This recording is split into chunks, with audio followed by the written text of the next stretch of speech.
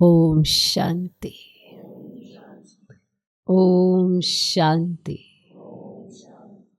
आज की तारीख है 9 मई 2026। साकार महावाक्य। बाबा कहते मीठे बच्चे, तुम यहाँ आए हो सेल्फ रियलाइज करने। सेल्फ रियलाइज करने तुम यहाँ आए हो सेल्फ रियलाइज करने। तुम अपने को आत्मा समझ परमात्मा बाप से सुनो।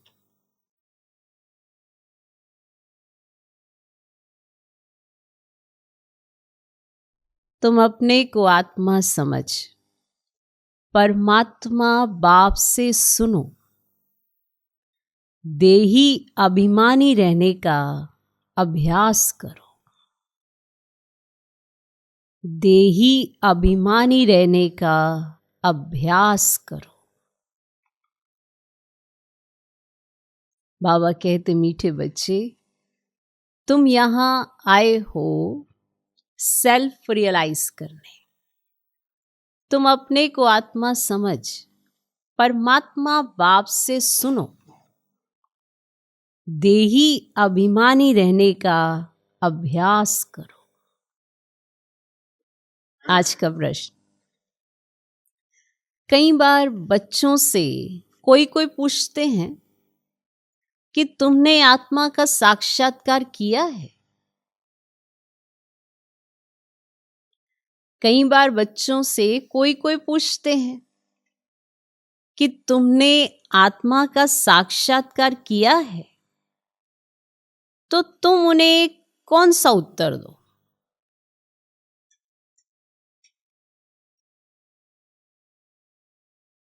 कई बार बच्चों से कोई पूछते हैं कि तुमने आत्मा का साक्षात्कार किया है, तो तुम उन्हें कौन सा उत्तर दो?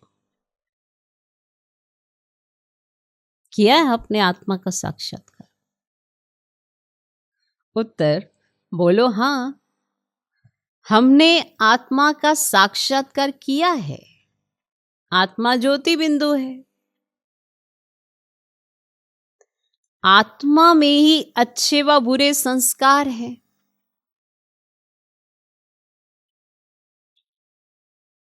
बोलो, हाँ, हमने आत्मा का साक्षात्कार किया है।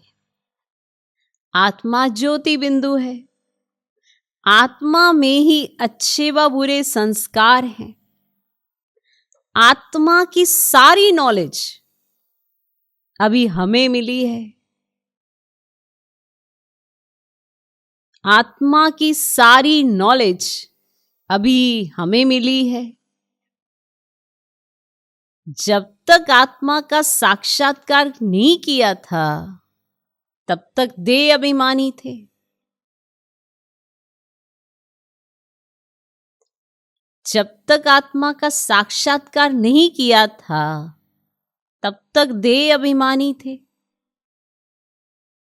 अभी हमें परमात्मा द्वारा गॉड रियलाइजेशन और सेल्फ रियलाइजेशन हुआ है। अभी हमें परमात्मा द्वारा गॉड रियलाइजेशन और सेल्फ रियलाइजेशन हुआ है। हुआ है, साक्षात्कार किया है। कोई पूछे किया है तो क्या कहोगे? हाँ, किया है। कि हमने आत्मा का साक्षात्कार किया है। आत्मा ज्योति बिंदु है। आत्मा में ही अच्छे व बुरे संस्कार हैं। आत्मा की सारी नॉलेज अभी हमें मिली है। जब तक आत्मा का साक्षात्कार नहीं किया था, तब तक देह अभिमानी थे। अभी हमें परमात्मा द्वारा गॉड रियलाइजेशन और सेल्फ रियलाइजेशन हुआ है। हुआ है, गॉड रियलाइजेशन हुआ है, सेल्फ रियलाइजेशन हुआ है। तो अगर कोई आपसे पूछे साक्षात्कार किया है आत्मा का, तो क्या बोलोगे? हाँ, किया है। आज का गीत है, ना वे हमसे जुदा होंगे, ना उल्फत दिल से निकलेगी। ओम शांति। मीठे मीठे रूहानी बच्चों ने ये गीत सुना। रूहानी बच्चे कहते हैं शरीर द्वारा। ऐसे कोई कभी नहीं कहेंगे कि हम मर मिटेंगे साधु संतों के ऊपर। पॉइंट है, ऐसे कभी कोई नहीं कहेंगे कि हम मर मिटेंगे साधु संतों के ऊपर। बच्चे जानते हैं हमको उनके साथ जाना है, ये शरीर छोड़ देना है। इसीलिए कहते हैं ये शरीर छोड़ करके हम चले जाएंगे बाप के साथ। ये शरीर छोड़ देना इसीलिए कहते हैं कि ये शरीर छोड़कर हम चले जाएंगे बाप के साथ। बाप आई है ना साथ ले जाने। ये बहुत समझ की बात है। बच्चे बुलाते हैं, हम पतितों को आकर पावन बनाओ। फिर क्या करूं? यहां तो नहीं छोड़ जाएंगे।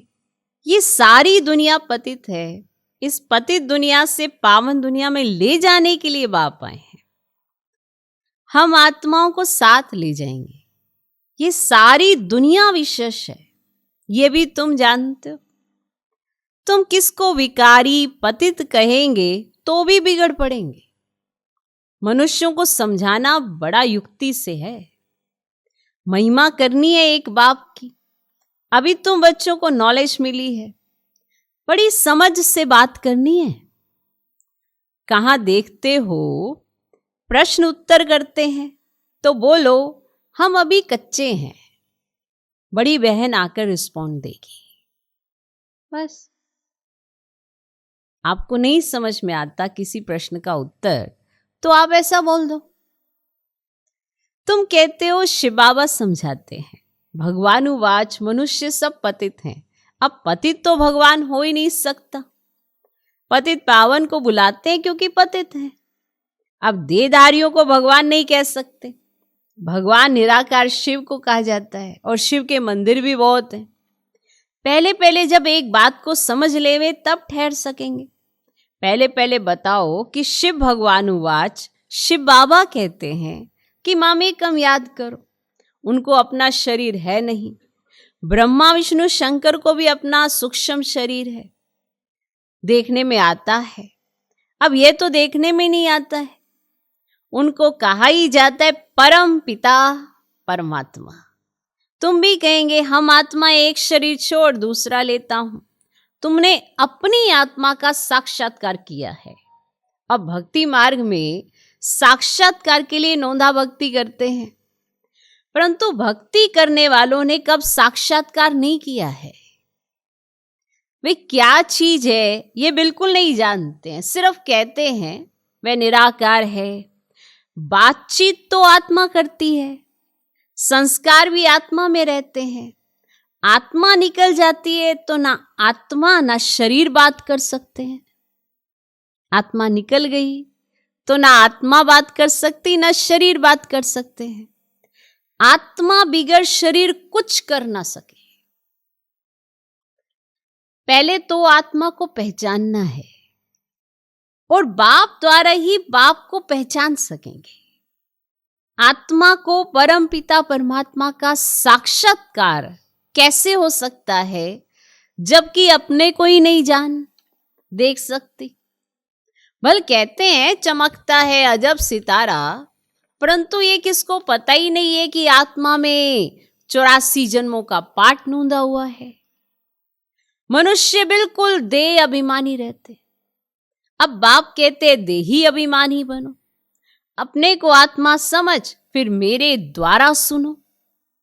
सुनने वाली आत्मा है तो आत्मा का पाठ सुन लो। पक्का करने के लिए अच्छे से समझा रहे हैं। सुनने वाली आत्मा है। आत्मा को सुनाने वाला परमात्मा चाहिए।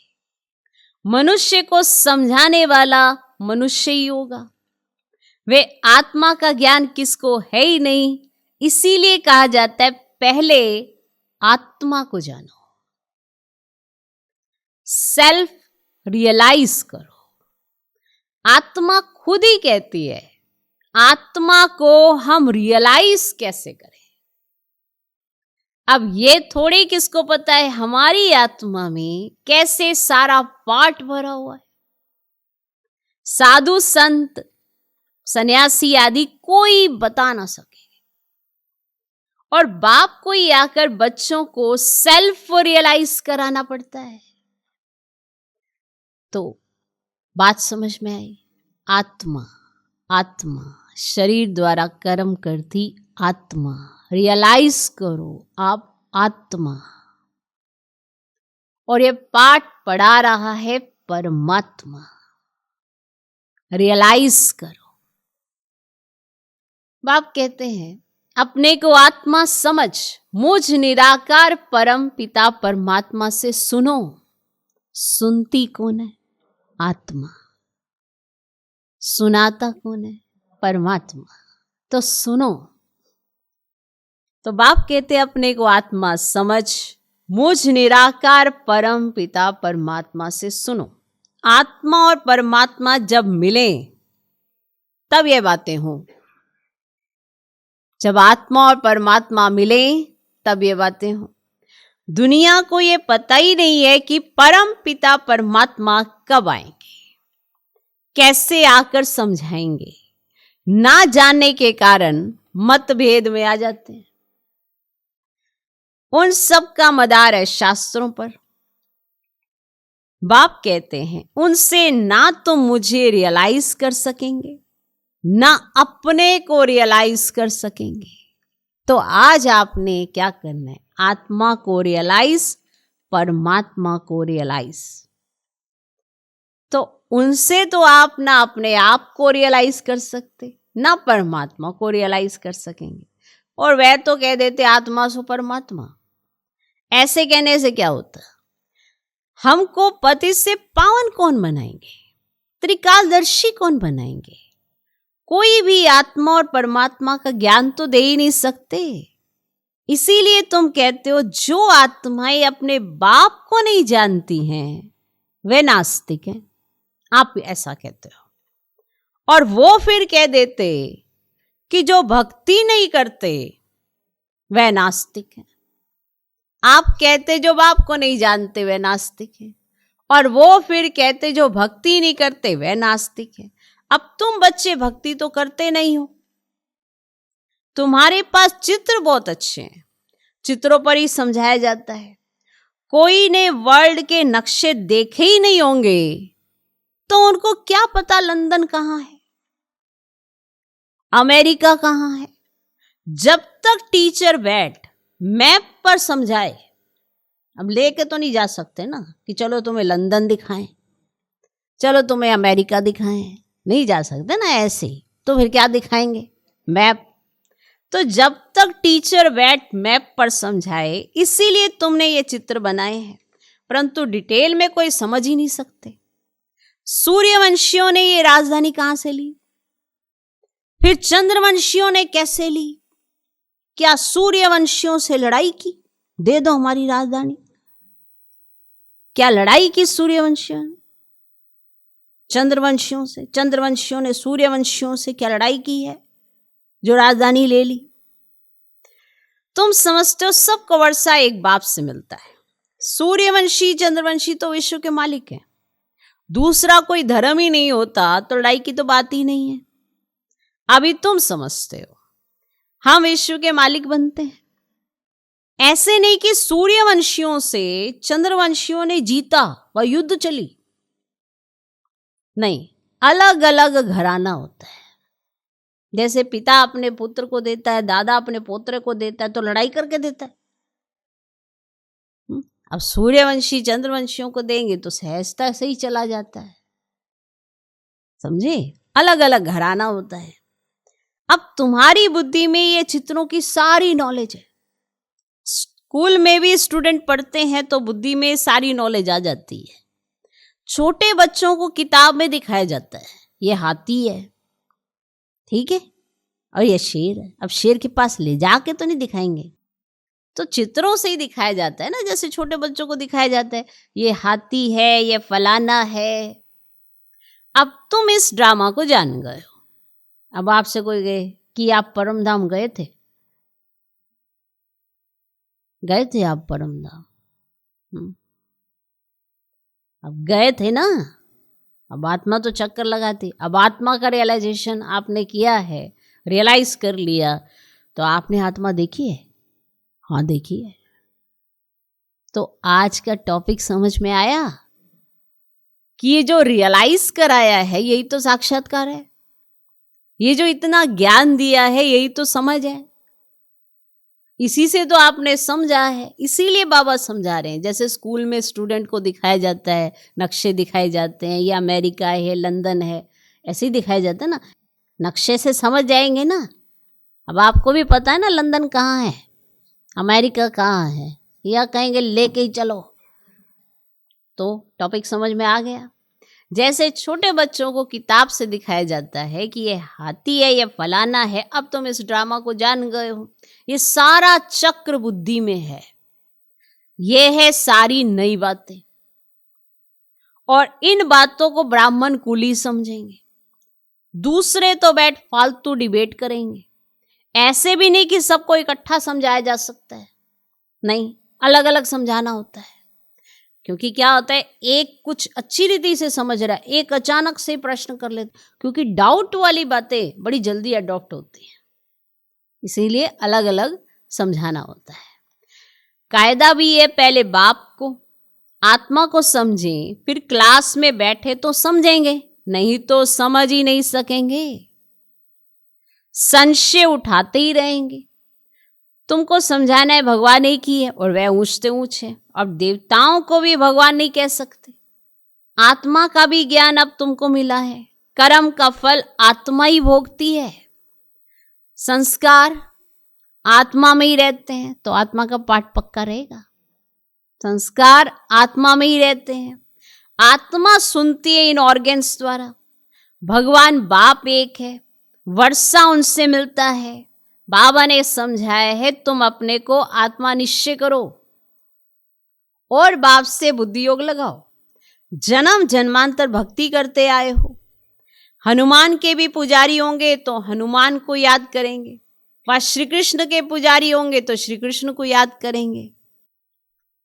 तो अभी तुमको समझाया जाता है तुम आत्मा हो, तुम्हारा परम पिता परमात्मा है, उनको याद करने से बाप का वर्षा मिलेगा। जो बाप है स्वर्ग का रचयिता, तो जरूर हम स्वर्ग में होने चाहिए। भारत स्वर्ग था, अभी तो स्वर्ग है नहीं जो राजाई हो, नरक में तो रावण की राजाई है। हमारी राजधानी कैसे चली, फिर नीचे उतरे, कुछ भी नहीं जानते। अभी तुम जानते हो पुनर्जन्म लेते लेते हमको नीचे उतरना ही है। अब फिर बाप कहते हैं मुझे याद करो तो पावन बनेंगे, स्वर्ग का वर्षा मिलेगा। हम बाप के बनते हैं तो बाप का वर्षा मिलता है, परंतु जब तक तमो प्रधान से सतो प्रधान ना बने, योग से पावन ना बने, तब तक वर्षा मिल नहीं सकता। बाप कहते हैं मुझे याद करने से तुम्हारे विकर्म विनाश होंगे, विकर्माजीत बनेंगे, ये गारंटी है, ये गारंटी है। गारंटी समझ, तो कोई भी आपको गारंटी देता आप बड़े खुश हो जाते हो। यहाँ तो भगवान गारंटी देता है कि तुम मुझे याद करोगे और तुम्हारे विकर्म विनाश हो जाएंगे, ये गारंटी है। समझानी देनी पड़ती है। कोई समझेंगे, कोई तेज बुद्धि वाले होते तो शोर मचाने लगते हैं, कोई ना कोई विघन डालने वाले निकल पड़ते हैं, कोई हंगामा करे तो बोलना चाहिए।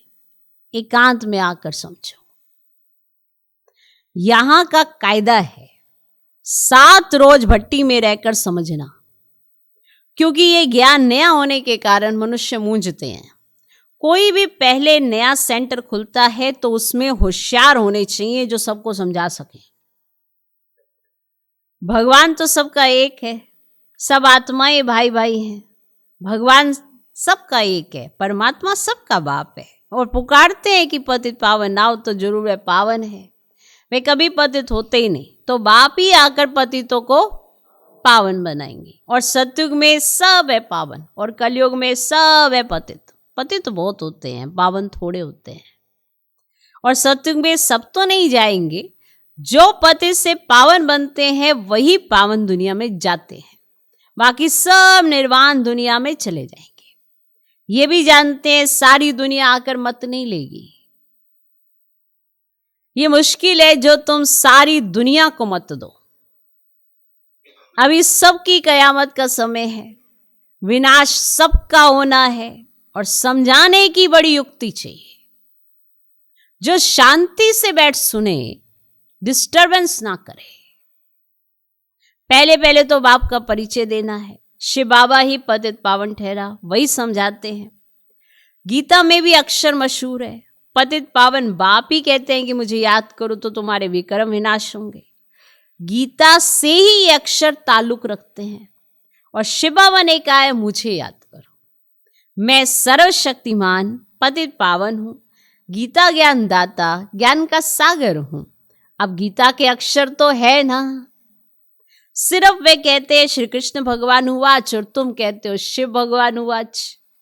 भगवान निराकार है, वे कभी पुनर्जन्म में नहीं आते हैं, अलौकिक दिव्य जन्म लेते हैं। खुद ही समझाते, मैं साधारण बूढ़े तन में आता हूं, जिसको ही भागीरथ कहते हैं, और ब्रह्मा द्वारा ही रचना रचते हैं, तो मनुष्य का नाम ब्रह्मा रखा जाता है। तो व्यक्त ब्रह्मा से फिर पावन अव्यक्त फरिश्ता बन जाते हैं। बाप आते ही है ना पतितों को पावन बनाने, तो जरूर फिर पतित दुनिया पतित शरीर में आएंगे। ये है डिटेल की समझानी। पहले तो समझाना चाहिए, भगवान कहते हैं कि कल पहले मुआफिक मुझे याद करो तो तुम्हारे भी कर्म विनाश होंगे, पतित से पावन बनो। गाते भी हैं, हे पतित पावन आओ, और गंगा तो है ही, तुम पुकारते हो तो जरूर कहां से आएंगे। पतित पावन आते हैं पतित से पावन बनाने का पाठ बजाने। और बाप कहते तुम पावन थे, फिर तुम्हारे में खाद पड़ी है, वे योग बल से ही निकलेगी। तुम पवित्र बन जाएंगे, फिर पावन दुनिया में ही आएंगे, पतित दुनिया का विनाश हो जाएगा। जो समझाया जाता है ना, उसे अच्छी रीति से धारण करना है। हम तो सिर्फ ऊंचते ऊंच बाप की महिमा करते हैं, और बेहद का बाप समझाते हैं तुम 84 जन्मों का पाठ बजाते बजाते कितने पतित बने हो। पहले पावन थे, अब पतित बने हो, फिर याद की यात्रा पर रहने से तुम पावन बन जाएंगी, और भक्ति मार्ग से तुम सीढ़ी नीचे उतरते ही आए हो। अब यह तो बिल्कुल ही सहज बात है। अब यह तो बच्चों की बुद्धि में बैठना चाहिए। सवेरे उठकर विचार सागर मंथन करना चाहिए, फिर जो भी आए उनको समझाना है।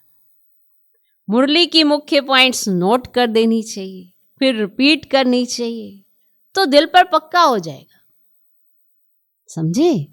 मुरली की पॉइंट नोट करनी चाहिए, फिर रिपीट भी करनी चाहिए। ये नहीं कि डायरी में ही रह गई, फिर उसे धारण भी करनी है, प्रैक्टिकल जीवन में यूज भी करनी है, तब पक्का हो जाएगा दिल पर। पहली मुख्य बात है बाप को याद करना। बाप ही कहते हैं मन मना भव, मुझे याद करो तो विक्रम विनाश होंगे। अब करो ना करो तुम्हारी मर्जी।